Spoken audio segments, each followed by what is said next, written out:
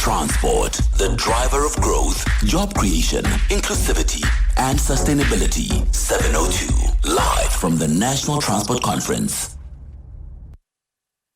It's 25 minutes before 10 o'clock. I'm going to come to more of your calls and WhatsApps on the 702 open line in a moment. We're in Midrand today, as you've been hearing since we started the show. We are live from the National Transport Conference that's being hosted by the Department of Transport. And we've got a number of stakeholders under one roof. And the whole idea is to discuss how to build a sustainable transport system that works for the economy, for job creation as well. SANTACO is an important stakeholder of the Department of Transport. Rebecca Phala is with SANTACO, joining me here at our makeshift studio. Rebecca, thank you so much for making time. Good morning. Good morning, Clement, and to your listeners. So from the taxi industry's perspective, how important are platforms like this where government, investors, and operators get engaged directly? So the very formation of SANTACO came as a result of engagements such as these back in 2001, when government convened the taxi industry. At the time, it was varied organizations to work around a commonality that would see us falling into one apex body. So for us, at a time when post-COVID, we're facing a lot of challenges, our operators are no longer able to secure financial services to, get new vehicles. Our fleet of vehicles are not in a good state. We've spoken to you before about things of that sort.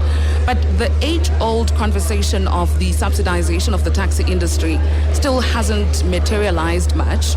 So for us, it's important to gather in this manner with government and other stakeholders to try and work out a more feasible sort of solution towards bettering the taxi industry, because at the end of the day, Clement, the taxi industry remains the biggest transporter of South Africa's commuting public on a daily basis. And it's always been the backbone of public transport in this country. So when we talk about subsidizations, what solutions are you looking at SANTACO? What are you going to be bringing on the table?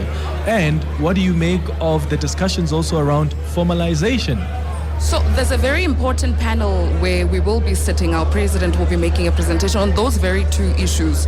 So since the 2020 National Taxi Lekgotla, there are a number of things that we've done as SANTACO. We have started corporatizing our taxi associations to move from operating as sole proprietors to operate as cooperatives. So the taxi operators form a company and then they employ the drivers and everybody else as employees to get some of the employment benefits. But the process, Clement, we will admit, has been incredibly slow because a big part of it we've been doing by ourselves. Government processes tend to take a bit more time. So we're hoping that with this engagement, one, maybe there will be a progress report, but also tangible solutions. Issues of subsidy, when you look at some of the sectors that are already subsidized, your buses, your rail, so the subsidy is taken to the commuter. Because remember, at the end of the day, the person that feels it the most is always the commuter. When taxi fares are increased because the taxi associations are feeling the burn in terms of the socio-economic realities, it's the commuter that feels it. We've submitted to the department in the past that there could be a tendering system, for example. Once these taxi associations are registered as cooperatives, they tender into a particular municipality where they are faring commuters, as has been done with the BRT system, for example.